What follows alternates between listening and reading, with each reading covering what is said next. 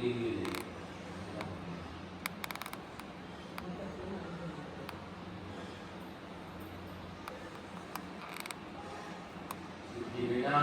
விநாயகமூர்த்திக்கு அன்னை அபிராமி அம்மனுக்கு போன ஊரில் அதாவது 2 வாரம் மேலே ஆகிட்டு போனோம். ஸ்ரீலங்கா மிஸ் ஆகிட்டு அதில் வந்து நம்ம 69வது பாடல் வரைக்கும் பொருள் விளக்கம். இன்னைக்கு 70வது பாடல். 70வது பாடலில் வந்து அதாவது நான் ஏற்கனவே சொல்லியிருக்கேன், அபிராமி அம்மன் அபிராமி பட்டருக்கு பல முறை அக்ஷாமூர்த்தியிலிருந்து வெளிப்பட்டு சாட்சாத்காரமாக தோற்றம் அளித்திருக்கிறார். அதாவது அவருடைய தரிசனம் அவருக்கு கிடைத்திருக்கிறது. இந்த பாடலில் அவர் எப்படி எந்த தோற்றத்தில் அம்பிகை அவருக்கு தரிசனம் அளித்தால், எங்கு அளித்தால், அந்த தரிசனத்திலிருந்து அவர் எதை எடுத்துக்கொண்டார் அப்படிங்கிறத ரொம்ப சுருக்கமாக சொல்லியிருக்கார். கண் கழிக்கும்படி கண்டு கொண்டேன் அப்படிங்கிறார். பொதுவாக கண்டு கொண்டேன்னா பார்த்தேன்னு அர்த்தம் எடுத்துக்கலாம். இதில் வந்து எனக்கு 3 வினைச்சொற்கள் வருது. இதில் மூன்று விஷயங்களை அவர் செய்கிறார். என்னன்னாக்கா கண்ணால் பார்க்குறார், கண் கண்டு. அதுக்கப்புறம் கழிக்கும்படி, கழிக்கிறது வந்து கண்ணுக்கு கழிக்க கிடையாது. அதாவது கண்ணுங்கிறது நம்ம உடம்புல இருக்கிற ஒரு ஞானேந்திரியம், ஒரு 5 புலன்கள்ல ஒன்று, 5 ஞானேந்திரியங்கள்ல ஒன்று. அதாவது கஞ்ச தன்மாத்திரைன்னு சொல்றாங்க. அந்த பார்த்தல் அப்படிங்கிற அந்த தன்மாத்திரையை நமக்கு கொடுக்கக்கூடிய கருவி வந்து கண். அந்த கண்ணுக்கு தெரிஞ்சதெல்லாம் முன்னாடி என்ன வருதோ, அந்த கேமரா பார்த்தா கண்ணு முன்னாடி என்ன வருதோ அதை அப்படியே வெயிட்ஃபுல்லாக அதை படம் பிடிச்சி அந்த படத்தை வந்து அது வந்து ஆப்டிக்கல் நர்வ்ஸ் இருக்குது. அந்த நர்வ்ஸ் மூலமாக சென்ட்ரல் நர்வஸ் சிஸ்டம் பிரெயின் காட்டுறது. அந்த காட்சி என்னங்கிறது கண்ணுக்கு தெரியாது. அதோட வேலை அதை படம் பிடிச்சி அனுப்புறது. எப்படி இந்த கேமரா வந்து எதை படம் பிடிக்கிறோன்னு தெரியாது, ஆனால் அது படம் பிடிச்சி அது அந்த கேமராவில் இருக்கிற ஸ்டோரேஜ் அனுப்புறது அந்த மொபைலில். அதே மாதிரி நம்ம கண் வந்து நம்மளுடைய ஸ்டோரேஜான பிரெயினுக்கு அந்த காட்சி அனுப்புறது. ஆனால் இந்த கேமரா கூட இந்த கண்ணை விட மிஞ்சிடும். ஏன்னா அதில் ஆர்டிஃபிஷியல் இன்டெலிஜென்ஸ் கொண்டு வந்திருக்காங்க. அதனால அந்த கேமராவுக்கே திங்கிங் கெப்பாசிட்டி இருக்குது. எதை ஃபோக்கஸ் பண்ணணும்னு அதுவாக தானாக அந்த ஒரு ஸ்கொயராக வரும். ஃபோட்டோகிராஃபருக்கு அதெல்லாம் தெரிஞ்சிருக்கும். சின்ன அதாவது யார் முக்கியமாக இருக்கிற ஃபோட்டோஸ் பண்ணுறோம் அவருடைய மூஞ்சி நேரம் ஒரு ஸ்கொயர் வரும். அதெல்லாம் ஆர்டிஃபிஷியல் இன்டெலிஜென்ஸ் வந்து. ஆனால் நம்ம கண்ணுக்கு அதெல்லாம் தெரியாது. எந்த விதமான வேறுபாடும் இல்லாமல் எதை பார்க்குறோமோ அது அப்படியே அந்த பார்க்கும் அந்த தோற்றத்தை மூளை தான் அழகி ஆராய்கிறது. இது என்ன ஒரு காட்சி நமக்கு வந்திருக்குங்கிறத மூளை வந்து இது வந்து என்ன ஒரு இயற்கை காட்சியா, இந்த மனிதர்கள் ஆண்களா பெண்களா, மனிதர்களா விலங்குகளா பறவைகளா, எல்லாமே மூளை தான் தெரிஞ்சுக்கிறது. மற்றபடி கண்ணுக்கு எதுவும் தெரியாது. ஆனால் இந்த கண் கழிக்கும்படி போட்டுட்டார். இது வந்து ஒரு கவிதை நியாயமாக தான் எடுக்கணும். இதில் என்ன ஆக்சுவலாக சொல்ல வர்றாங்கன்னா, அம்பிகே உனது அழகிய திருமேனியின் உருவத் தோற்றத்தை என் கண்களால் கண்டேன். கண்டுங்கிற ஒரு வார்த்தை தான் கண்களுக்கு இருக்காங்க. கண்களால் கண்டேன். அப்படி கண்ட அந்த காட்சியை என்னுடைய மூளையானது அதை என்ன என்று தெரிந்து கொண்டு அது மனத்திற்கு, இந்த மூளைக்கு அப்புறம் மனம் வருது. பாடி, இன்டலெக்ட், அப்புறம் வந்து அகங்காரம், அது உடல், புத்தி, அகங்காரம், மனம், அப்புறம் தான் ஆன்மானம். இதுதான் நம்மளோட மனிதர்கள் இருக்கக்கூடிய விதங்கள். என்னென்ன விதங்கள் நாம் இருக்கோம். நம்ம உடலாக இருக்கோம், அகங்காரமாக இருக்கும், புத்தியாக இருக்கும், மனமாக இருக்கும். மனங்கிறது சட்டில், புத்தி அது கிராஸ் வந்து எல்லாத்தோட ரொம்ப பருப்பொருளாக கண்ணுக்கு தெரியாது உடம்பு. அப்புறம் அந்த உடம்புக்குள்ள இருந்தாலும் கண்ணுக்கு தெரியாது மூளை, புத்தி வந்து தெரியும். அதுக்கப்புறம் அந்த புத்தியில உண்டான இம்ப்ரெஷன்ஸ் எல்லாம் மனசுல போய் இருக்காது. மனசு கண்ணுக்கு தெரியாது. அகங்காரங்கிறது ஈகோங்கிறது கண்ணுக்கு தெரியாது. இது எல்லாத்தோட சட்டிலிஸ்ட் வந்து ஆன்மா சோல். இது தெரியும். எதுக்காக என்னக்கா கண் காட்சியை காண்கிறது. அந்த கண்ட காட்சி மனதில் பதிகிறது, ஆழ் மனதில் பதிகிறது. இது என்ன சொல்றாங்கன்னா கண்டு கொண்டேங்கிற வார்த்தையை போடுறோம். கொண்டேன்னாக்கா அந்த காட்சி அம்மா உன்னுடைய அற்புதமான அந்த சௌந்தரிய ரூப கண்டவாறு அதை நான் என் மனதில், என் ஆழ் மனதில் உள்வாங்கி அதை தீவிரமாக பதித்துக் கொண்டேன், தீர்க்கமாக என் மனதில் பதித்துக் கொண்டேன். இதுக்காக பதித்துக் கொண்டேன்னா, உன்னை அது அதாவது நான் உன்னை தியானிக்கும் ஒரு பொருளாக உன்னுடைய தோற்றத்தை பதித்துக் கொண்டேன். அபிராமிய பட்டர் வந்து அம்பாளை வந்து ஒரு சூன்யமா தியானிக்க தெரிந்தவர், அதே சமயம் ஒளிமயமான ரூபமாக தியானிக்க தெரிந்தவர். அப்படிப்பட்டவருக்கு ஒரு உருவமும் கிடைத்தால் இன்னும் தியானம் சிறப்பாக இருக்கும்னு அந்த எப்படி அம்பாளே நமக்கு நேரில் காட்சி கொடுத்தப்போ அந்த காட்சியை மனதில் தீவிரமாக பதிந்து கொண்டு அதை ஒரு தியான பொருளாக நான் ஆக்கிக் கொண்டேன் அப்படிங்கிற இடத்துல கொண்டேன். அப்புறம் கழிக்கும்படி ஒரு வார்த்தை இருக்கு. அதாவது இந்த தோற்றம் கண்களால் பார்க்கப்பட்டு மனதிற்கு சென்று அதனால் மனம் மிகுந்த ஆனந்தம் அடைந்து பேரின்பம் அடைந்து. ஏன்னா அம்பிகையின் தோற்றத்தை, இவ்வளவு அழகான தோற்றத்தை என் கண்கள் எனக்கு கொடுத்து விட்டதேங்கிற ஒரு பேரானந்தம். அதனால 3 செயல்களை செய்கிறார். கண்ணால் பார்த்தா அந்த பார்த்ததுனால மனசுல வந்து பதிச்சுக்கிறார். 3வது அந்த பதிச்ச அந்த தோற்றத்தினால ஆனந்தம் அடைகிறார். கண் கழிக்கும்படி கண்டு கொண்டேன் அப்படின்றார். அதுக்கப்புறம் எங்க பார்த்தேன், அம்பாவை நான் எங்க பார்த்தேன், கடம்ப அடவியில், கடம்ப அடவியில், அடவியில காடு, காடு மனம். கடம்ப அடவினாக்க கடம்ப வனம், கடம்ப வனத்தை கண்டு கொண்டேன். கடம்ப வனம்னு சொன்னா உங்க புரியுற ஒரு விஷயம் வரும். இது கடம்ப வனம்ன்றது மதுரை, மதுரைக்கு தான் அந்த காலத்து பழைய காலத்து பேர் வந்து கடம்ப வனம். அதாவது கடம்பங்கிறது ஒரு மலர். இந்த மலர் வந்து அம்பிகைக்கு மிகவும் பிரியமான பிடித்தமான மலர். அதே சமயம் முருகப்பெருமானுக்கு மிகவும் பிடித்த மலர் கடம்பம். பல இடத்துல வந்து நம்ம அருணகிரிநாதர் திருப்புகழில் கடம்ப மலர் மார்பா அப்படின்னு சொல்லி முருகனை போட்டுவார். அதனால தனக்கும் தன் மகளுக்கும் பிடித்த அந்த மலர்களை மிகுதியாக கொண்ட அந்த கடம்ப மரங்கள் அடர்ந்து வளர்ந்த அந்த காணகத்தில், அந்த கடம்ப வனத்தில், அந்த கடம்ப வனம்ங்கிறது வந்து அந்த காலத்துல வந்து மதுரையை பற்றிய மதுரையம்படி, மதுரை நகர், அது அந்த நகர் தோன்றுவதற்கு முன்பு அங்கு கடம்ப மரங்கள் அடர்ந்து வளர்ந்த ஒரு வனமாக இருந்தது. அதனால அந்த வனத்தில ஒரு பகுதியை அழிச்சுதான் மதுரை மாநகர் தோற்றுவிக்கப்பட்டது. அந்த கடம்ப வனத்தில் தோற்றுவிக்கப்பட்டதால் அதற்கு கடம்ப வனம் என்று பெயர். பல வருஷத்தில், ஆயிரக்கணக்கான வருஷத்துக்கு மதுரைங்கிற பெயர் இல்லை, கடம்ப வனங்கிற பெயர் தான் வந்து அப்புறம் தான் மதுரைங்கிற பெயர் இருக்குது. அதனால கடம்ப வனத்தில் நான் கண்டு கொண்டேன், மதுரையில் நான் கண்டு கொண்டேன் அப்படிங்கிறார்.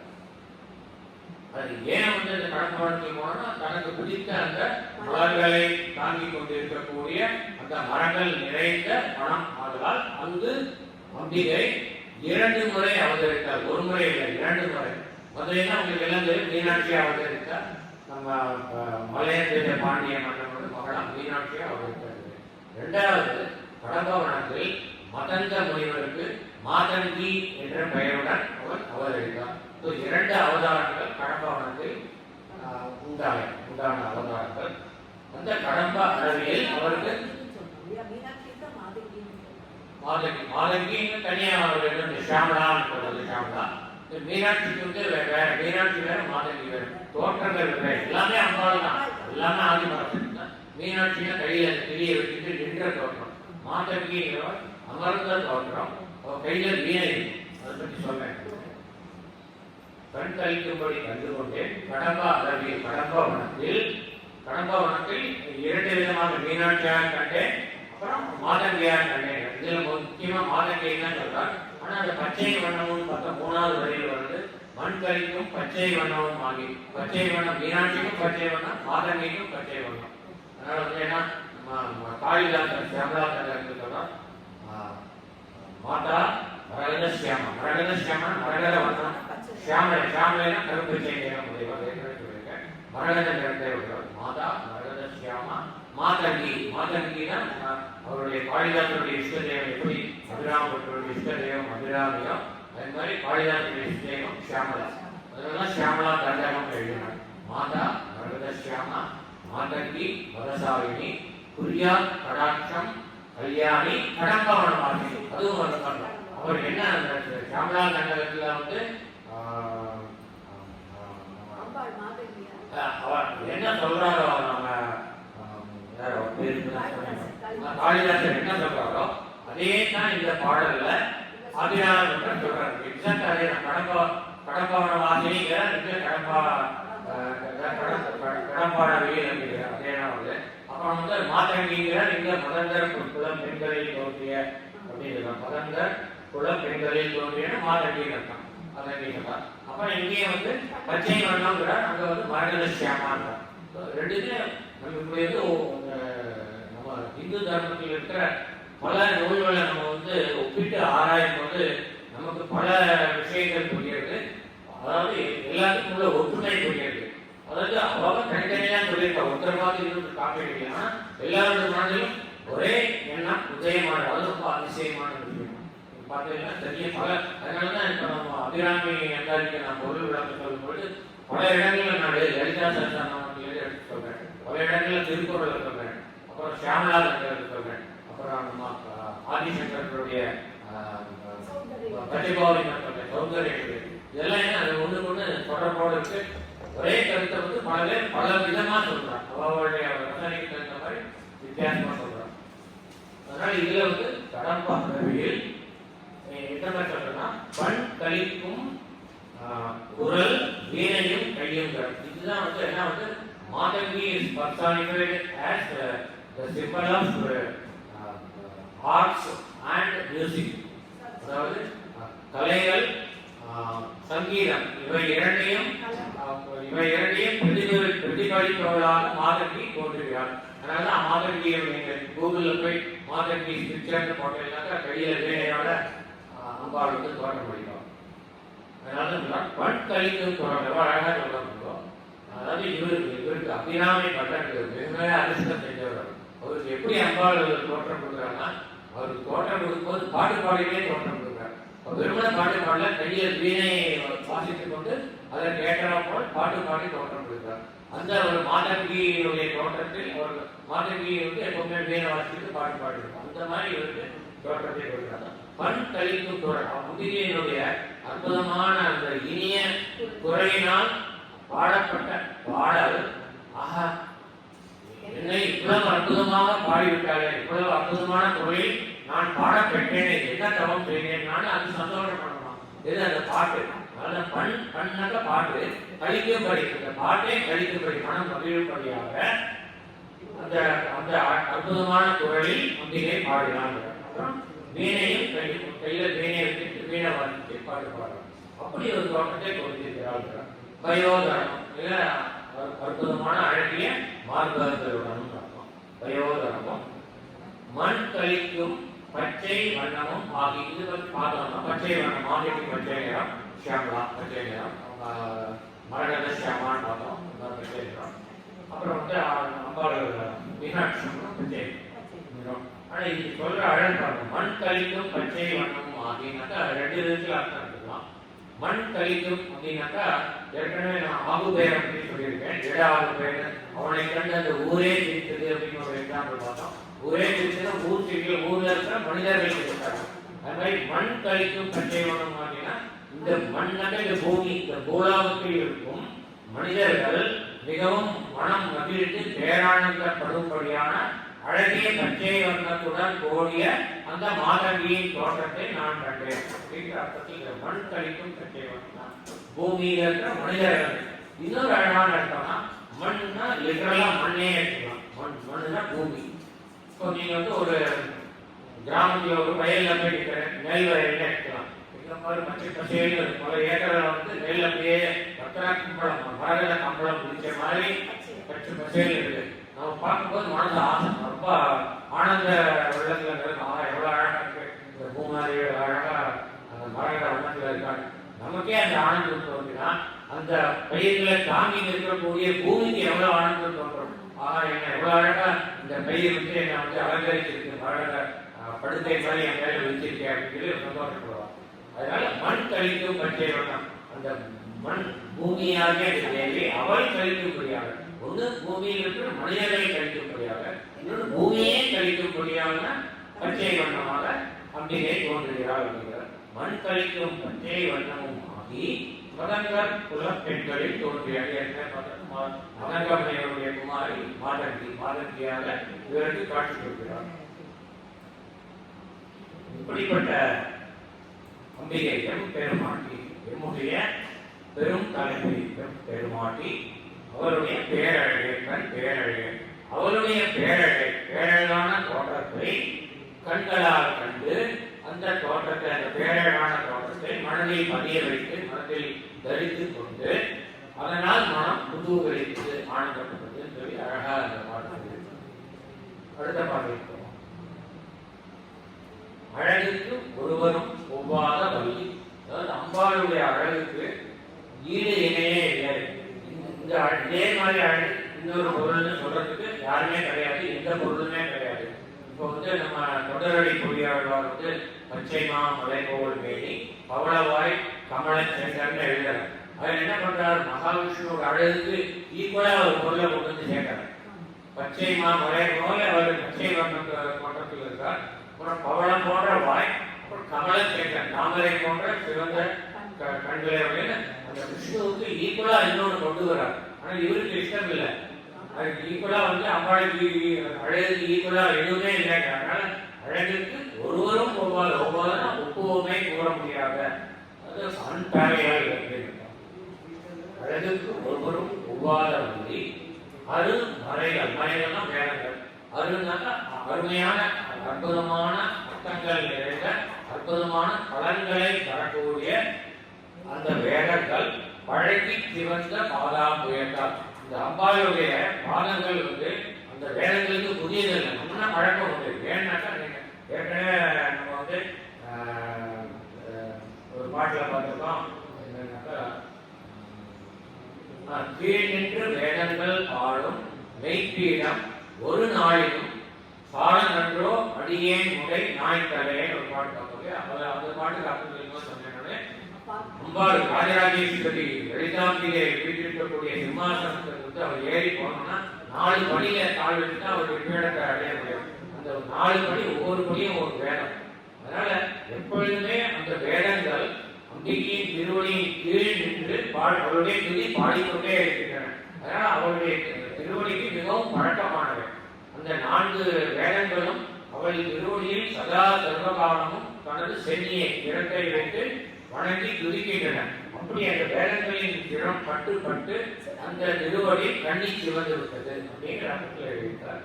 அருமலைகள் பழகி சிவந்த பாதாம்புயத்தால், அம்புயம் தாமரை, அந்த தாமரை போன்று சிவந்த பாதங்களை உடைய அம்பிகை இருக்கிறார். அருமலைகள் பழகி சிவந்த பாதாம்புயத்தால் அவருடைய அழகு ஒருவருக்கும் ஒவ்வாத வழி அப்படின்னு பனி மாமதியின் உழவி திருமுடி கோமல யாமலை.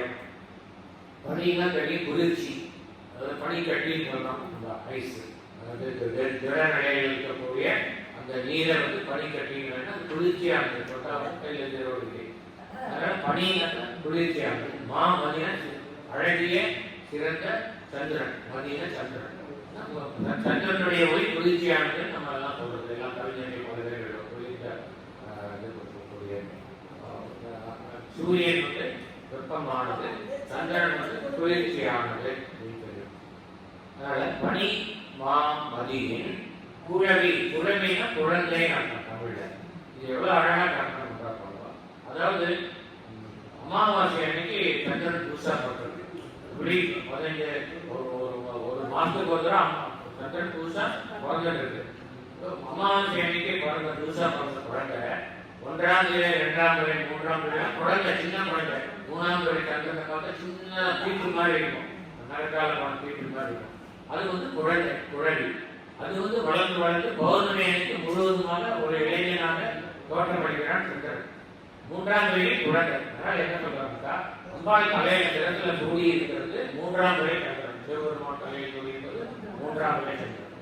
பனி மாமதியின் குழவி, அந்த சிறு குழந்தையான 3ஆம் கிளை சந்திரன். அந்த குழவி திருமுடி, திருமுடியில் அணிந்த கோமல யாமலை. யாமலைன்னு சியாமலாங்கிறது தமிழாக்கம். யாமலை கருப்பச்சை நிறத்தையுடைய சியாமலா என்றும் போன பாட்டினுடைய கண்டினியூஷன் வந்தது. அதுல மாதங்கியா அவர் வர்ணித்தவர். இந்த பாட்டிலே சியாமலான்னு சொல்றவர். கோமலம்னா மிக மிருதுவான அழகிய அந்த சியாமலா என்னும் அந்த தேவி கொம்பு இருக்க, கொம்பாய் இருக்க, கொம்புன்னா நமக்கு பற்றி கொள்ள ஒரு பற்றுக்கோளாய் இருக்க, பற்றுக்கோளாக இருக்க. அப்படி இருக்கும் பொழுது இழவுற்று நின்ற நெஞ்சே இறந்தே உனக்கென் தொழிலே. இழவு அப்படின்னா இழப்பு அப்படிங்கிற தமிழ் வார்த்தையினுடைய சுருக்கம் தான் இழவு. இப்போ வந்து ஒரு வீட்டில் வந்து ஒருத்தர் போயிடுறார், தவறிடுறார், உயிர் போயிடுறாருனாக்கா என்ன அந்த வீட்டில் ஒரு உயிர் இழப்பு ஆகியிருப்பாரு. இப்போ நம்ம வந்து நடைமுறை வழக்கையான சொல்லுவோம், இழவு விழுந்த வீடு அப்படின்னு சொல்லுவோம். சொல்றது இல்லையா, சில பேர் சொல்லுவாங்க இழவு விழுந்த வீடு சொல்லுதான். எனக்கு ஒரு ஞாபகம் வந்தது. நான் சதுரகிரிக்கு நம்ம போயிட்டப்போ எனக்கு ஒரு அற்புதமான அனுபவம் இருந்தது. ஒரு சித்தரை பார்த்தேன். சதுரகிரியில் வந்து சித்தரை பார்க்கறது ரொம்ப அற்புதமான ஒரு நிகழ்வு. எல்லாராலையும் பார்க்க முடியாது. எனக்கு தோற்றம் கொடுத்தார் ஒரு சித்தர். எல்லாம் உடம்பு ஃபுல்லாக அந்த ஊதி குடிச்சிட்டு ஒரு சின்ன ஒரு அறையில் மட்டும் சின்ன ஒரு வஸ்திரத்தை வச்சுருந்தேன். காவிரி நல்லா ஆஜாக அப்படி கேஜஸ், அப்படி ஒரு கேஜஸ் வந்தோடனே அப்படியே கையெழுத்து கொடுத்துருக்கேன். அவர் கையில் வந்து வேலை வச்சுருக்கேன். என்னை பார்த்தோன்னே நிறுத்தி என்னுடைய நெற்றியில் வந்து அந்த வேலை சொல்கிறேன், உனக்கு முருகன் திருவருள் பரிபூர்ணமாக உண்டு அப்படின்னு சொல்லிட்டு அடுத்த வார்த்தை எதுக்காக சொன்னேன்னா, அடுத்த வார்த்தை என்ன சொன்னாங்க, நீ ஒருபோதும் இழவு விழுந்த வீட்டில் கை நினைக்காதே, பள்ளியில் பச்சை தண்ணீர் கூட நடக்கூடாது அப்படின்னு சொல்லிட்டு போயிட்டேன். சொன்னார். என்ன சொல்றான்னு பார்க்கறதுக்குள்ள ஆயிரம். அதுலேருந்து நான் ஃபாலோ பண்ணிட்டு இருக்கேன்.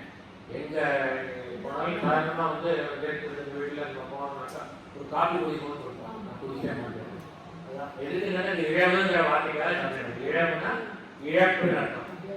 இழவு உற்று நின்ற நெஞ்சே அப்படின்னாக்கா நம்மளை பார்த்து சொல்றாங்க, நெஞ்சங்களே, மனிதர்களே, நீங்கள் இழவு உற்றவர்கள். இழவுனா இழப்பு. என்ன இழந்தோம்னாக்கா நாம் அரிதான இந்த மனித பிறவியை அடைந்திருக்கிறோம். இந்த மனித பிறவியை அடைந்த பலனை இழந்து நிற்கிறோம். இழவு உற்ற நிற்கிற நிற்கிறார்.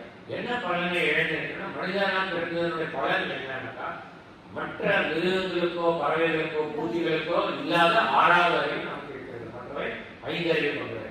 இந்த 6வது அறிவினால் நாம் நல்லது எது கெட்டது எது என்று பகுத்து ஆராயும் திறமை கொண்டவர்கள். நமக்கு மட்டுமே நான் யார் என்ற விசாரத்தில் ஈடுபடக்கூடிய திறமை உள்ளது. அதற்கு உண்டான மனப்பக்குவம் நமக்கு மட்டுமே உள்ளது. ஆகையினால் நாம் மனித பிறவி எடுத்து, அதாவது நம்ம கோடானு கோடி பிறவி எடுத்துட்டோம். எல்லா பிறவியும் பிறந்து மொழி சொல்றாங்க. ஏற்கனவே சொல்லிட்டு 85 லட்சம் ஸ்பீசிஸ் இருக்கு. அதாவது பாக்டீரியா, வைரஸ் இருக்கிற கண்ணுக்கு தெரியாத உயிரினங்களை தவிர்த்து கண்ணுக்கு தெரிந்த உயிரினங்கள் சிற்றெரும்பு முதல் குஞ்சரம் கூட்டம் முதலான சின்ன எறும்புகளுக்கு யானை வரைக்கும், சின்னதுலேருந்து யானை பெருசு வரைக்கும் இருக்கேன். இது வரைக்கும் உண்டான அத்தனை உயிரினங்கள் 85 லட்சம் ஸ்பீசி இருக்கு. நம்ம எல்லா ஸ்பீசிஸாகவும் பிறந்திருக்கோம். இது முதல் ஜென்மம் கிடையாது. ஒவ்வொரு ஸ்பீசிஸையும் பல தடவை பிறந்திருக்கோம். மனித ஜென்மம் நமக்கு இது முதல் ஜென்மம் கிடையாது. பல ஜென்மங்கள்ல பிறந்ததுனால பிறந்த நம்ம ஆன்மா அடிபட்டதுனாலதான் கொஞ்சமாவது நமக்கு பக்குவம் வந்திருக்கு. பரம்பொருளை பற்றி நாம் சிந்திக்க வேண்டும் என்ற எண்ணம் நமக்கு கொஞ்சமாக வந்திருக்கு. அதெல்லாம் கொஞ்சம் படிப்படியாக முன்னேறி போயிடுவாங்க. நம்ம வந்து நம்மளுடைய இலக்கை எட்டுவோம். அந்த இலக்கை இந்த பிறவையே எட்டணும். எதுக்காக நீ வெயிட் பண்ற? நீ மனித பிறவை எடுத்தது நீ பரம்பொருளை ஆராய்ந்து அறிவதற்கே. அந்த பரம்பொருளுடன் ஐக்கியமாவதற்காகத்தான் நீ மனித பிறவை எடுத்திருக்கிறாய்.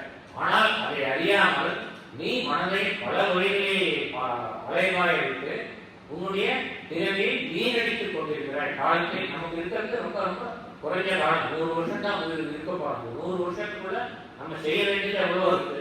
இந்த இறைவனை புரிந்து கொள்ள வேண்டும். அதான் சொல்றார், இழவுற்று நின்ற நினைக்கா நீ இழந்து விட்டார். நல்ல ஒரு ஆப்பர்ச்சுனிட்டி உனக்கு கொடுத்துருக்காரு பகவான். உன்னை வந்து மனித பிறவையா எடுத்து பல பிறவைகள் உன்னை எடுக்க வச்சு உன்னை கடை ஆன்மா பார்த்தாங்க. கதியுருவத்தில் தொழிலும் ஆவி தளர்விழதோ கதியுருவம் கருது கட்டாயம் சொல்றாங்க. அப்படி அந்த கடைஞ்சி ஆன்மா பக்குவப்பட்டு அந்த வெண்ணையை கொண்டு வர்றாங்க. அந்த மாதிரி நம்ம வந்து மனித பிறவை எடுத்ததுக்கு உண்டான பயனை அடைவதற்கான முயற்சியில் ஈடுபட வேண்டும். இப்போ ஓரளவுக்கு நம்ம அந்த முயற்சியில் ஈடுபடுறதுனால தான் நமக்கு இந்த சத்தங்கள்லாம் நம்ம ஈடுபடுறோம். இல்லையா அது கூட இல்லாம தெரியவே இருக்கா. அதனால நம்ம வந்து இதையே நம்ம கொஞ்சம் தீவிரமாக்கினா நம்மளுடைய பிழைப்பயனை அடைந்து விடுவோம். அதாவது நம்ம வந்த வேலையை கவனிக்கணும். நீ சொல்லும்போது எனக்கு நினைக்கிறது, இப்போ ஸ்ரீலங்கா ஒரு டூர் போயிருக்கோம். அப்போ வந்து ஒரு நாள் வந்து மதிய உணவுக்காக நான் கொஞ்சம் நேரம் வெயிட் பண்ண வேண்டியிருக்குது. தினமுமே என்ன பண்ணா சாப்பாடு பின்னாடி நாங்கள் முன்னாடி போயிடுவோம். நாங்கள் வந்து ஒரு மடத்தில் போய் வெயிட் பண்ணிட்டு இருக்கோம் சாப்பாடு வரதுக்காக வேண்டி. அந்த மடத்துல நான் டேரக்டாக வெயிட் பண்ணல. நாங்கள் அங்கே போய் திருப்பூர் படிக்கணும். சாப்பாடு ஒரு லேட்டாகனா சரி எல்லாம் பாட்டு திருப்பூர் படிக்கணும். திருப்பூர் அந்த மடத்தில் உள்ள நுழையும் போது எனக்கு வலது பக்கம் ஒரு சிலை இருந்தது. ஒரு ஒரு சிந்தார் மாதிரி இருந்தது. சிங்கப்பூர் அவருடைய சிலை இருந்தது. அந்த சிலையை பார்க்கும்போது அதுக்கு மேலே வந்து ஒரு வாசகம், சின்ன வாசகம் எழுதியிருக்குது.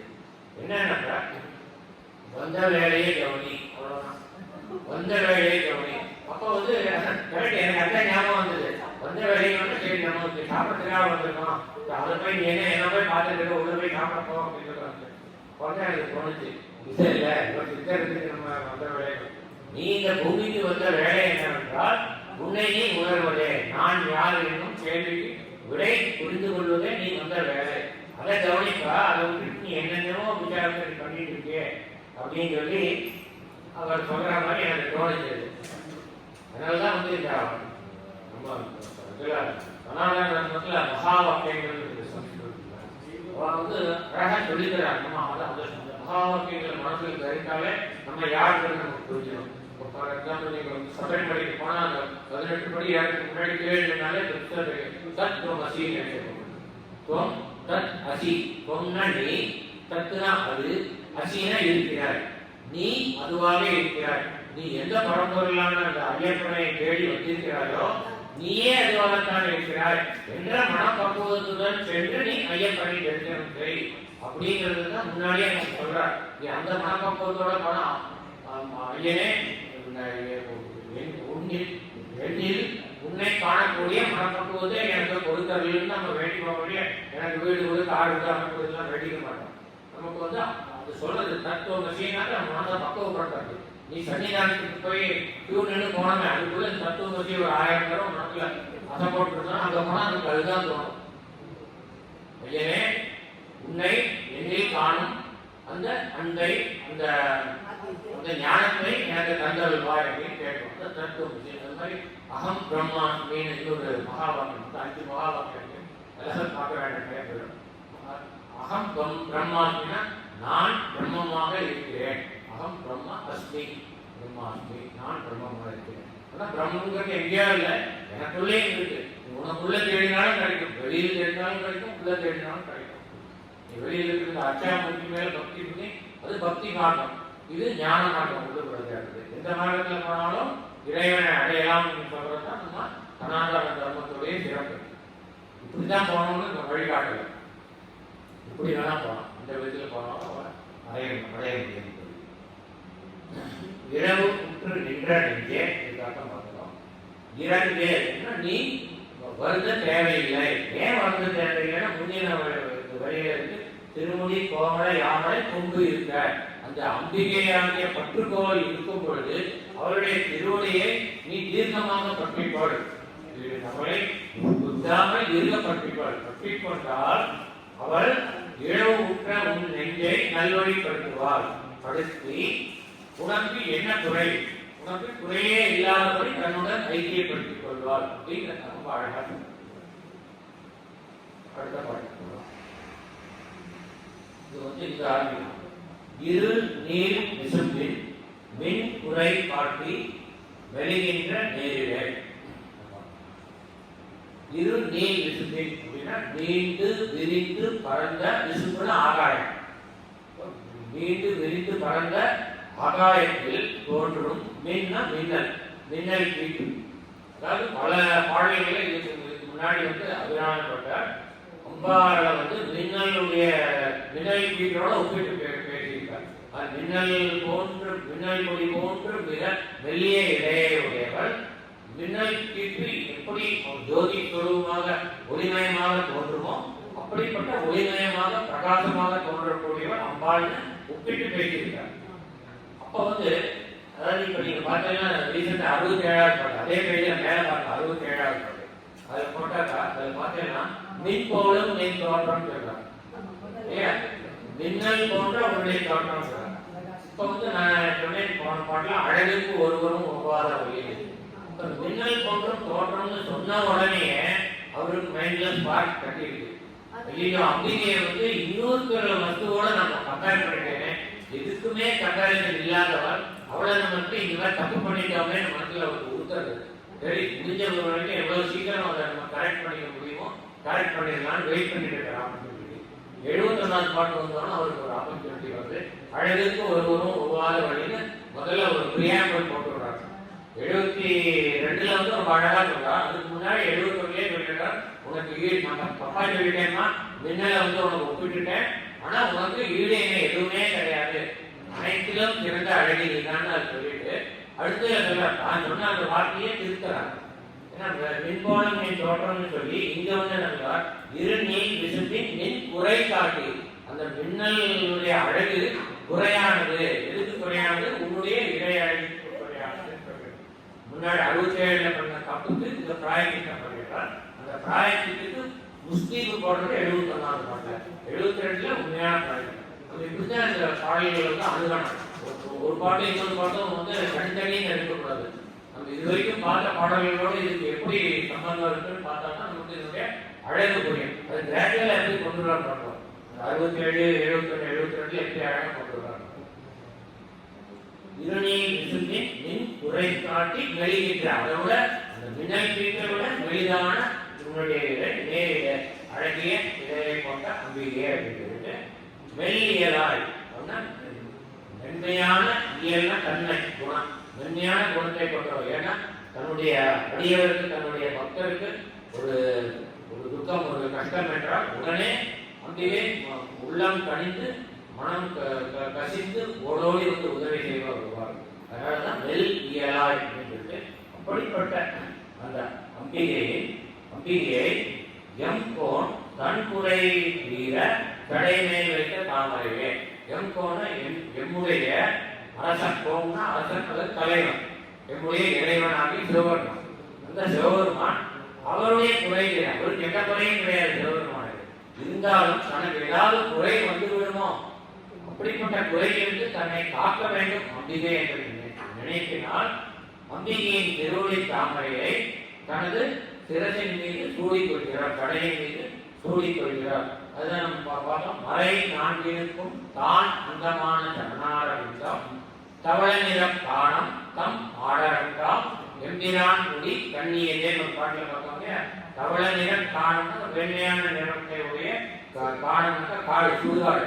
அந்த சுடுகாடு தன்னுடைய ஆடரங்காவை கொண்ட அந்த நடராஜ பெருமான் சிவபெருமான் அவருடைய தவள மறை நான்கினுக்கும் தான் அந்தமான சரணாரவிந்தம் அந்த 4 மறைகளுக்கும் எல்லையாக இருக்கக்கூடிய அம்பிகையின் தாமரை போன்ற திருவடியை தவள நிறக்கானம் தம் ஆடரங்காம் எம்பிரான் குடி கண்ணியை அவருடைய திருமுடியில் ஒரு சிறு பூச்சரம் போன்று அம்பிகையின் திருவடி இருக்கிறது அந்த பாட்டில் பார்க்கலாம். அதே தான் இந்த பாடலில் சொல்றார். கண் குறை வீர படைமையை வைத்த தாமரை அப்படின்னு அம்பாளுடைய திருவடி இருக்கிறார். அப்படிப்பட்ட அற்புதமான திருவடி தாமரையை என் குறை தீர நின்று ஏற்றுகிறேன். என்னுடைய குறை என்னன்னாக்கா மாநில பிறவி, பல பிறவி, எல்லா பிறப்பும் பிறந்து இழைத்தேன். பல கோடிக்கு தான் பார்க்கணும், கோடான கோடி எண்ணங்கள் எடுத்துட்டோம். இதுக்கு ஒரு விடிவு இல்லையா? இந்த பிறப்பு இறப்பு என்னும் சந்தையை நான் அறுக்க முடியவில்லை, அதுதான் எனக்கு குறை அப்படின்னு அந்த குறை தீரும்படியாக உன்னை பற்றிக் கொண்டேன் சொல்லி அதனால என்ன சொல்றாங்கன்னா இப்படி நான் உன்னை தொழுதும் என் பிறவியை அறுக்க வேண்டும் என்பதற்காக உன்னை தொழுதும் இனி யான் பிறப்பேன் அப்படிங்கிற இப்படி தொழுதும் நான் இன்னொரு பிறவி எடுத்தால் புறம்பை அடுத்து குடி புகுந்தால் புறம்பை அடுத்து குடி புக்க ஆவி கூற்றுக்கு இட்ட வரம்பை அடுத்து வந்து அப்போது பாட்டில் பார்த்தோம் இல்லையா? நம்மளால தான் நம்ம செய்த வினைகள் காரணமாக தான் நம்ம இன்னொரு கர்ப்பப்பையை நாடி போய் அங்கே வந்து கூடி வந்து பிறக்கிறவங்களுடைய பிறப்பிறப்பு நாமே ஏற்படுத்திக் கொள்வது. இந்த பிறப்பை அறுப்பதற்காக இவர் அம்பிகையின் மீது ஆழ்ந்த பக்தி கொண்டு அவருடைய உபாசனை செய்து பிறவி பெண்களை தாண்டுவதற்கான எல்லா முயற்சிகளையும் செய்து விட்டார். அப்படி செய்தும் ஒருவேளை இவர் இறந்தால் அது நின் குறையே அம்மாட்ட தைரியமா சொல்றான். அப்பா சொல்றான், அம்மா இது உங்களோட தப்பு தான், என்னோட தப்பு இல்லை, நான் எல்லா காரியமும் பண்ணிட்டேன், எனக்கு உள்ளதெல்லாம் அன்றே உனக்கு அழித்து விட்டேன்னு ஒரு பாட்டில் வரும். அந்த பாட்டு என்ன பாட்டு பின்னாடி வரும், எல்லாத்தையும் நான் ஃபுல் டோட்டல் சரண்டர் ஆகிட்டேன் உனக்கு, அதனால என்ன காப்பாற்ற வேண்டியது உன்னுடைய கடமை. அப்படி இருந்தும் என்னை நீ இன்னொரு முறை பிறக்க வைத்தால் அது உனது அருளின் குறைதான், நீ எனக்கு தர வேண்டிய அருள் அது குறைபாடு உடையது, மற்றபடி என்னிடம் குறையில்லை அவனை சொல்லிடுவார். அதனால அப்பா என்ன, நீ உன்னுடைய அருள்ல குறை இல்லைன்னு நீ நினைச்ச எனக்கு இன்னொரு பிறவை கொடுக்காதே. யான் பிறகு நின் குறையே அன்றி யார் குறை காண்பார், யார் குறை இன்னொரு குறை இல்லை.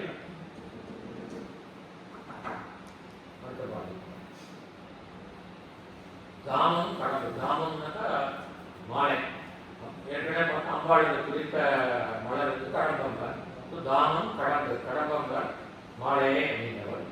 படை பஞ்சபானம், அம்பிகை கையில் ஆயுதங்கள் பஞ்சசாயிகள், கை நடிக பஞ்சசாயிகள் வரும். இந்த மாதிரி மனோர் உபயோகிச்சு போனாக்கா பஞ்ச தன்மாத்திர சாயிகள் 5 பானங்கள். அந்த 5 பானங்கள் என்னன்னு பார்த்தோம். நம்முடைய பஞ்ச தன் மாத்திரைகள் என்ன உங்களுக்கு தெரியும், 5 புலன்கள், 5 ஞானேந்திரியங்கள், அதாவது பார்த்தல், கேட்டல், சுவைத்தல், முகர்தல், தொட்டுணர்தல், 5 தன் மாத்திரைகள்.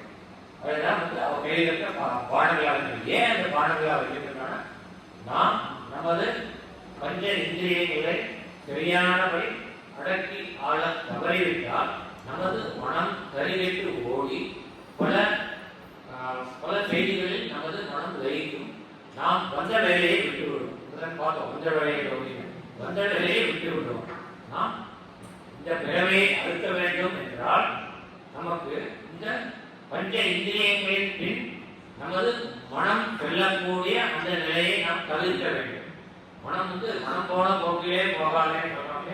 என்னன்னா மனம் ஏன் போறதுனாக்கா பஞ்ச இந்திரியங்களை நம்ம கூட்டிட்டு வருது. கண்டு சொல்றது இது அழகா இருக்கு பின்னாடி வாங்குறது, இந்த மூக்கு சொல்றது இந்த வாசனை பின்னாடி வாங்குறது, நாக்கு சொல்றது ரொம்ப அழகா இருக்கு, இந்த டேஸ்ட் ரொம்ப நல்லா இருக்கு, அதை நீ அங்க வாங்கலாம் போகாதுங்கிறது.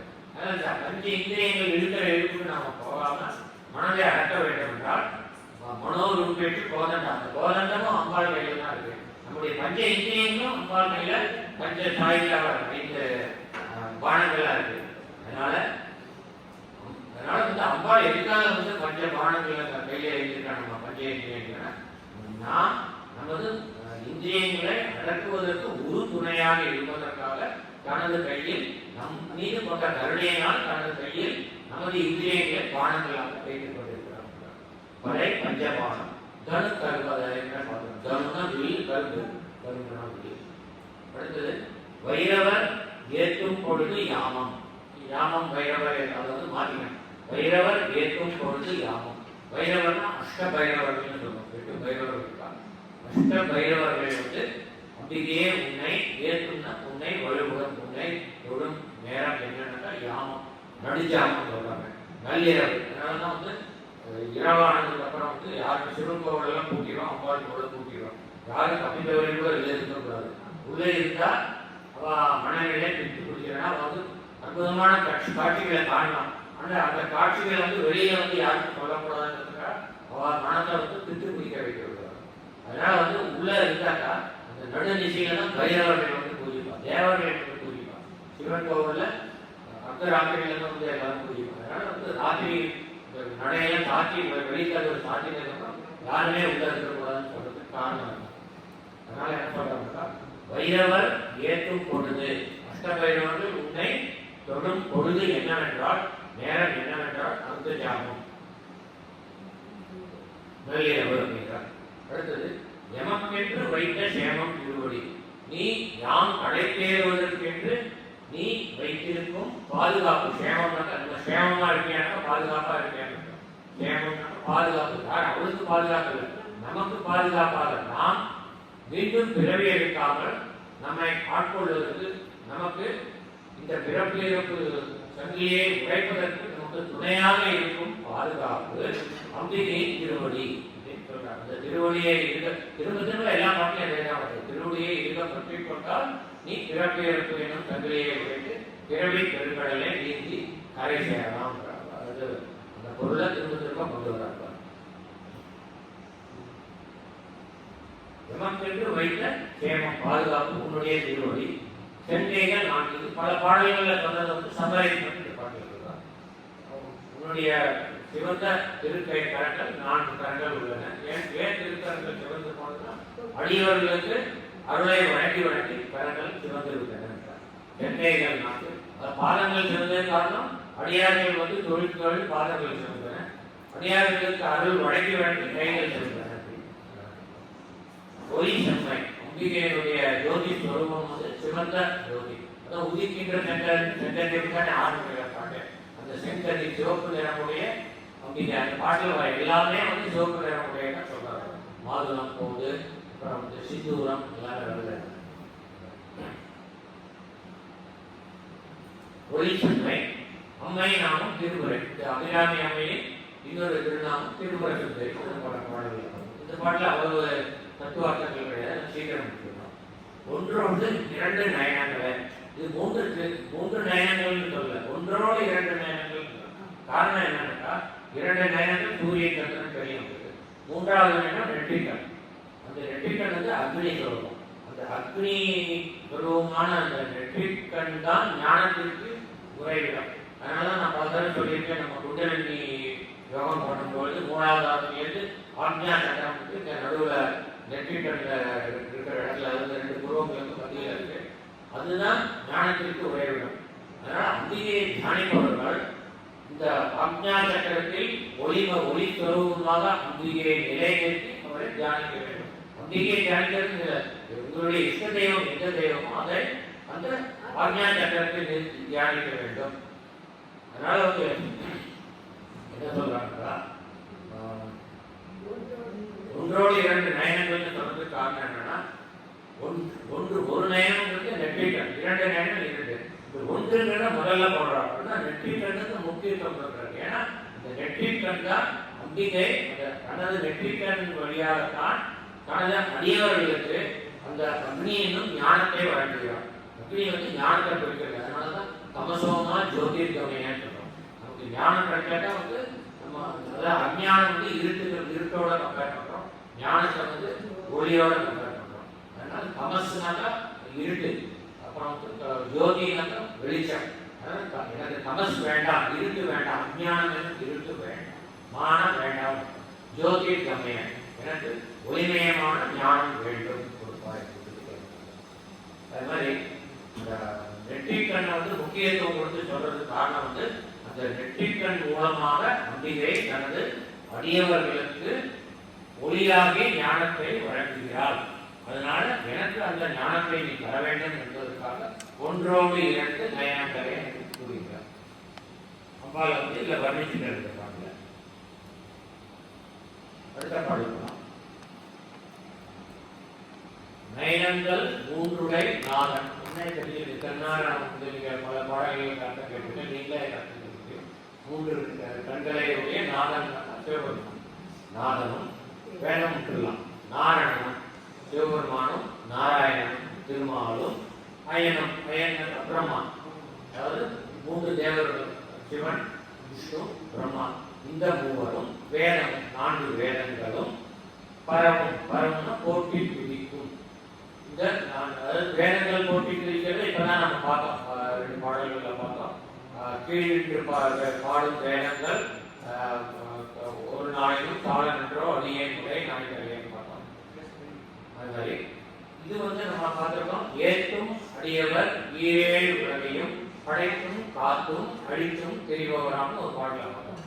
உன்னை ஏற்றக்கூடிய உன்னை தொழக்கூடிய அடியவர்கள் யாருனாக்கா 14 உலகத்தையும் படைப்பவர்களுக்கு பிரம்மா. படைத்தும் காத்தும் காப்பவர் மகாவிஷ்ணு. படைத்தும் காத்தும் அழித்தும் சிவபெருமான். இவர்கள்லாம் உன்னை ஏற்கக்கூடியவர்கள். அதேதான் இந்த பாடலையும் சொல்றோம். நயனங்கள் 3 நாதனும் நாராயணனும் அயனம் பரமுங்கிறார். அங்க இன்னொரு பாடல் கமலாலயனும் மதியுருவேணி மகிழனும் மாலும் துதியில் வணங்கும் சேவடியாய் திருரான சுந்தரியே அப்படின்னு பாடல். கமலாலயன கமலாலயம், கமலாலயம் தாமரையை இருப்பிடமாக கொண்ட பிரம்மா. கமலாலயனும் மதியூர் வேணி மகிழினும், மதி திரைச்சந்திரனையும் வேணி கங்கையையும் கண்ணல் சிகையில் அணிந்த சிவபெருமானும், அப்புறம் மதியூர் வேணி மகிழினும் மாலும் திருமாலும் வழங்கி என்றும் துதியுறு தேவடியாய் பாட்டு. பல பாடல்கள்ல இந்த 3 தேவர்கள் அம்பிகையை வழிபடுபவர்களாக உருவகிக்கிறார். இந்த பாடலையும் அதே தான் சொல்வார். நயனங்கள் 3 வகை நாதனும் நாரணனும் அயனும் வேதமும் 4 வேதங்களும் பரவஸ் எப்பொழுதும் விடையாவது போற்றி துதிக்கும் அபிராமவல்லி திருவடியினை அடியினை பயன் என்று கொண்டவர். எதுக்கு பயன்னாக்கா, அந்த திருவடியை நாம் கற்றிக்கொண்டால் நாம் இந்த பிறவி எடுத்த பயனை அடைவோம். நம்ம பார்த்தோம் பல பாடல்கள்ல பயன். நம்ம வந்த வேலையை கவனிக்கணும்னாக்கா நம்ம மாநில பிறவி எடுத்ததுக்கான பயன் நம்மை உணர்ந்து கொள்ளுதல். நாம் என்னவாக இருக்கிறேன், நான் இருக்கேன் எல்லாரும் தெரியும். நான் இருக்கேன்னா நான் பார்த்தா தெரியுது இருக்கேன். நான் என்னவா இருக்கேன்னு தெரியல. நான் இந்த கை காலா இருக்கேனா, இல்லை நான் என்னோட மனசா இருக்கேனா, புத்தியா இருக்கேன்னா, இது எல்லாத்துக்கும் அப்பாற்பட்ட எல்லாத்தோட நுணுக்கமான இந்த ஆன்மாவா இருக்கேன்னு நமக்கு பலரே சொல்லி கேட்டுக்கோங்க. நமக்கு புரியுறதாவது உணர முடியறதா இல்லை. அந்த உணர்வு வந்தால் நாம் ஜீவன முக்தர்களாக ஆகிவிடுகிறோம். இந்த வாழ்வில் வாழும்போதே நாம் முக்தியை அடைந்து விடுகிறோம். முக்தி நிலையை உணர்கிறோம். முக்திங்கிறது யாரும் கொடுக்கறது இல்லை. நாம அடைவது கூட இல்லை, நாம உணர்வது. முக்திங்கிறது உணர்வு. நம்ம எப்பவுமே முக்தர்கள் தான். கருத்தையிலேருந்து நம்ம முக்தர்கள் தான். மனிதர்களாக பிறக்கும் நம்ம நிச்சய முக்தர்களாக தான் பார்க்கணும். ஆனா நம்ம புரியறதில்லை. நெருப்பு இருக்கு, அந்த நெருப்பு இருக்குன்னு இருக்கு. அதுக்கு மேல சாம்பல் போச்சுன்னா அந்த நெருப்பு இருக்குன்னு தெரியல. சாம்பல் பறந்து போச்சுனாலும் அந்த நெருப்பு தெரியல. அது மாதிரி நமக்குள்ள என்னைக்குமே அப்படி கனன்று எரியது அக்னி. இந்த மூலாதாரத்துல எரிஞ்சிட்டு இருக்க அக்னி. அதை நம்ம மூலாதாரத்தை காலால் இருக்கும் கருத்து நம்ம அதை மனசுல வாங்கிட்டாருனால அது அப்படியே மூலாதாரத்தில் எரிஞ்சிட்டு. அதை நம்ம மேல கொண்டு வந்தாக்கா நம்ம நம்ம அக்னியா இருக்கோம், நம்ம ஞான சுரூபமா இருக்கோம், நம்ம முக்தர்களாக இருக்கிறோம் என்ற உணர்வு நமக்கு வரும். அப்பொழுதுதான் அது நம்ம மேல கொண்டு சம்ஸ்காரத்துக்கு அந்த முதல் நிலையை கொண்டு வந்து அந்த ஒரு நிலையை நாம் அடைவோம். நாம் ஜீவன முக்தர்களாக ஆகும் அப்படிங்கிறது. எதாவது பயனற்று கொண்டவர் அந்த அபிராமி அம்பிகை திருவடியை சரணடைவதே நாம் இந்த மனிதர்களாய் பிறந்த இந்த பிறப்பின் பயனை நாம் அடைவதற்கான உபாயம் தான். அவள் திருவடியை சரணடைந்துவிட்டால் அவள் நம்மை நற்கதிக்கான வழியில் இட்டு செல்வாள். நாம் தான் முயற்சி செய்ய வேண்டாம். அந்த முயற்சியை அவள் நமக்கு துணை நிற்பாள். நான் ஒரு திருவடி குறிச்சிட்டேன் எனக்கு பண்ணினா அது மாதிரி இல்லை. நம்ம முயற்சி பண்ணணும். பயனற்று கொண்டவர் அவர்களுக்கு என்ன வரணும்? இதுல ஏற்கனவே பல பாடல்களை பார்க்கணும்னா ஒன்று அம்பாளை சரணடைஞ்ச மோட்சகதி அடையிறது ஒன்று, இன்னொன்று இந்திர பதவி அடையிறது பல பாடல்களை பார்த்தோம் இல்லையா? இந்த பாடல்கள் அதுதான் பார்க்கணும். என்ன பார்க்கணும்னாக்கா பாமையர் ஆடவும் பொன் சயனம் கொடுத்து தமிழிய காவிரில் தங்குவரை அவர்கள் அவர்களுக்கு என்ன பலன் சொல்லியிருக்காங்க. என்னன்னாக்கா பாவையர்னா பெண்கள். என்ன பெண்கள்னாக்கா ரம்பை, மேனகை, ஊர்வசி, திலோத்தமை என்ற 4 தேவலோக பெண்கள். அவர்கள் ஆடி பாடி மகிழ்விப்பார்கள். நம்ம தேவலோகத்துக்கு போயிடும். இந்த அம்பிகையை நடிகை பற்றியவன் அவன் இந்த பூலோகத்தை விடுத்து தேவலோகத்திற்கு செல்வான். சென்றால் அவனை இந்த 4 தேவலோக கண்ணியர்களும் தனது பாடல்களாலும் மகிழ்விப்பார் அப்படின்னு சொல்றார். அடுத்து என்ன சொல்றாங்க? பாவையர் ஆடவும் பொன் சயனம் கொடுத்து, சயனம்னா படுக்கை, கட்டில், இந்த சோஃபான்னு சொல்லிக்கலாம். அது நமக்கு நம்ம வாழ்க்கை கட்டில் அதெல்லாம் மரத்தினால் ஆனது. அங்கே தேவலோகத்தில் இருக்கிறதெல்லாம் தங்கத்தால் ஆனது. அதுதான் பொன் சயனம் பொருந்தக்கூடிய அந்த தேவலோகத்தில் சேர்ப்பார். இன்னொன்று என்ன? தமிழியன் காவிரில் தங்குவரே. தமிழியன் காவினாக்கா கானாக்கா சோலை அப்படின்னு அர்த்தம். அது பல மரங்கள் செடி வருகிறாங்க சோலை அர்த்தம். இந்த இடத்துல தமிழியன் காவிரியில் என்ன அர்த்தம்னாக்கா இந்த பொன்மயமான கற்பக விருட்சங்கள் நிறைந்த அந்த சோலையில் போய் அந்த சோலையில் கற்பக விருட்சத்தின் நிழலில் தங்கக்கூடிய பாகியம் நமக்கு கிடைக்கும். கற்பக விஷயத்தின் நிழலில் தங்கினால் நீ என்னென்ன மனதில் நினைக்கிறாய் அதெல்லாம் உனக்கு வந்து சேரும். அப்படிப்பட்ட ஒரு அற்புதமான இது கிடைக்கிறார். ஆனா இது அல்டிமேட் இல்லை, அல்டிமேட் வந்து சொர்க்கம் கிடையாது. ஏன்னா சொர்க்கத்தில் தன்னுடைய புண்ணிய பலம்லாம் தானியமா திரும்ப பூமிக்கு வந்து பிறந்துருவாங்க மனிதரா. மனிதரா பண்ணலாம் என்ன வேணாலும் பார்க்கலாம். இப்போ வந்து உதாரணம் வந்து நகுஷன் ஒரு ராஜா அதெல்லாம் புண்ணியங்கள் பண்ணி அவன் சொர்க்க பதவியை அடையான். சொர்க்க பதவி அடைஞ்சா அவனுக்கு ஆட்டோமேட்டிக், அதாவது இந்திர பதவி அடையான். சொர்க்க பதவி இந்திர பதவி அடைஞ்சா ஆட்டோமேட்டிக்கா இந்திரனுக்குள்ள கர்மம். இந்திர பதவியில் யாரு இருந்தாலும் அவளுக்கு ரொம்ப கர்வம் தான். முருகப்பெருமான் குறிப்பு சூரனை சம்ஹாரம் பண்ணி இந்திரனுக்கு பதவியில் ஏற்றி வைக்கிறார். குருவனையே கொல்லத்துக்கு அவர் பிளான் பண்றார். என்ன ஒரு பயம், நம்ம பதவி குருவன் போட்டியாக இவ்வளவு பெரிய பேரை நம்மளுடைய தேவலோகத்துடைய பதவிக்கு ஒரு போட்டி கொண்டுறாங்க. அப்படிப்பட்ட கிரீடமான என்ன முடியும் தேவேந்திரன். அந்த நகுஷன் வந்து தேவேந்திர பதவியில் உட்காண்டோன்னா அவனோட மனசு வந்து கிரீடமா போயிடுது. என்னன்னா பல்லக்கு தூக்கிறதுக்கு பெரிய ரொம்ப அற்புதமான ரிஷிகளை வந்து தூக்கியான பழக்கிறார். அப்போ வந்து அந்த அகஸ்தியர் பழம் தூக்கி இருப்பார் பழக. அப்போ வந்து அவனுக்கு வந்து நான் இவ்வளவு பெரிய இந்திரன் என்ன நீ இவ்வளவு வேகமா தூக்கிட்டு போறேன்ட்டு அவன் வந்து அவளை விரட்டுவான். முன்னாடி வந்து அகஸ்தியர் இருப்பார். அகஸ்தியர் காலால் வருவான். வந்து சர்ப்பம் சம்ஸ்கிருதத்தில் சர்ப்பம்னா ரெண்டு அர்த்தம். ஒன்று வேகம் அர்த்தம், வேகமா போகணும் அர்த்தம். இன்னொன்று வந்து சர்ப்பம்னா பாம்புன்னு இருக்கும். ஸோ வந்து நகுஷன் வந்து அகஸ்தியரை சர்ப்பான்னு வச்சோன்னா அகஸ்தியர் திரும்பி பார்த்து உங்களோட இந்திர பதவி முடிஞ்சு போயிட்டா இந்த காரியத்தினால உங்களோட புண்ணியம்லாம் போயிட்டு நீ போய் பூமியில மலப்பாம்பா பிறப்பீங்க. அவ்வளவுதான் இந்திரனான மலப்பாம்பா. அதனால இது சொல்ல வேணா இந்த சொர்க்கலோக பதவி நிரந்தரமானது இல்லை. அம்பியின் திருவடியை அடைந்தால் அது நிரந்தரமான சாகித்யம். இது நிரந்தரம் இல்லை. இந்த பல பாடல்கள் நிரந்தரம் இல்லாத சொர்க்க பதவியும் சொல்லாது. சில பேருக்கு அதுதான் ஆசை இருக்கும். அதனால இதெல்லாம் வேண்டாம், அம்பாள் திருவடியில எனக்கு வேண்டாம், ஜாலியா என்ஜாய் பண்ணுவாங்க.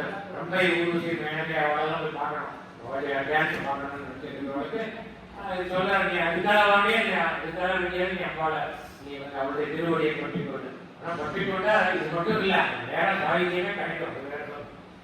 அப்போ வந்து தமிழையே காவியில் தங்குவரே அப்படின்னு இருக்கிறார். போலாம் தங்குவர்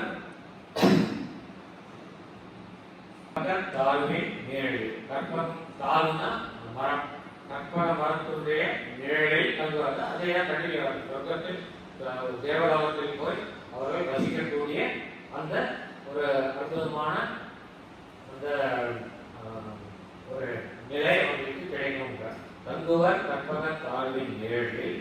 அடுத்து சொல்லிட்டு அது மட்டும் இல்லை, தேவலோகத்துக்கு மட்டும் போகிறது மட்டும் இல்லை, அடுத்தபடியாக அவங்களுக்கு வந்து மோட்ச பதவியும் கிடைக்கும், சாகித்யம் நமக்கு கிடைக்கும். அடுத்த வார்த்தையிலே சொல்றாங்க தாயமின்றி மங்குவர். இது வந்து உயர்வு நகர்ச்சி அணி, வஞ்ச புகழ்ச்சி அணி, உயர்வு நகர்ச்சி அணின்னு நான் போர்டில் எழுதியிருக்கேன். வஞ்ச புகழ்ச்சி அணின்னா நம்ம வந்து புகழா மாதிரி இகழாது. உயர்வு நகர்ச்சி அணினாக்கா இகழா மாதிரி புகழாது. இங்க என்ன சொல்றாருன்னா தாயமின்றி முங்குவர். ஒன்னும் பெற்றெடுக்கிறதுக்கு ஓரமா முன் வர மாட்டாங்க. நீ மங்கி பிறவியே கிடைக்காது. அது வந்து புகழ்ச்சி. அது நீ பூமியில கட்ட மாட்டேன்னா நீ பிறவா நிலையை அடைந்து விடுவாய், அப்படி திருவடியை அடைந்து விடுவாய். அப்படி சொல்லாம உனக்கு பெற்றெடுக்கிறதுக்கு வரமா கிடைக்க மாட்டாப்பா, நீ போய் திண்டாடுவாங்க. அம்மாவே கிடைக்காம திண்டாடுற தாயின்றி மங்குவர். எதுக்குனாக்கா மண்ணில் வலுவா பிறவை. வலுவானாக்கா விடாமல் திரும்ப திரும்ப தோன்றக்கூடிய இந்த பிறப்பை, இந்த பூமியில் பிறக்கும் பிறப்பை நீ அடைவதற்கு உனக்கு எல்லாமோ அடைக்கலம் கொடுக்க மாட்டேன். எந்த ஒரு கர்ப்பப்பையுமே நீ நுழைய முடியாது. என்ன அர்த்தம்? அம்பிகை திருவடியை நீ அடைந்து விடுவாய், அற்புதமான பதவியை மோட்ச பதவியை அடைந்து விடுவாய்ன்னு சொல்றதுக்கு பதிலா இந்த புகழ்ச்சிக்கு பதிலா நிகழ்ச்சியா கொடுக்கிறார். அதான் வந்து உயர்வு நகர்ச்சி அடைகிறது. தாயின்றி மங்குவர் மண்ணில் வலுவா பிறவியை. அடுத்தபடியா மால் வரையும் பொங்கு உவர் ஆழியும் நீரே புவனமும் பூத்த புந்தி பொங்கு இவர் பூங்குழலால் திருமேனி குறித்தவர். யாருக்கு இதெல்லாம் கிடைக்கும்? இந்த மாதிரி முதல்ல வந்து சொர்க்க பதவி, அப்புறம் வந்து பிறவி இல்லாத நிலை, அதெல்லாம் யாருக்கு கிடைக்கும்னாக்கா மால் வரையும்னா மிக பெரிய மலைகளும் பொங்கு உவர் ஆழியும். அலைகள் கொக்கக்கூடிய உவர்ப்பான நீரை கொண்ட உப்பு நிறைந்த உப்புச்சுவையுள்ள நீரை கொண்ட ஆழின சமுத்திரமும் ஈரேழு கோணமும் 14 உலகங்கள் இவையெல்லாம் படைக்க வாழ்வரையும் அதாவது பெரிய மலைகளையும் அந்த சமுத்திரங்களையும் 14 உலகங்களையும் பூத்த குந்தினாக்க வயிறு அம்பாருடைய நின்னுதர கந்தி பூக்கும் அப்படிங்கிற ஒரு பாட்டில் வச்சுருக்காரு.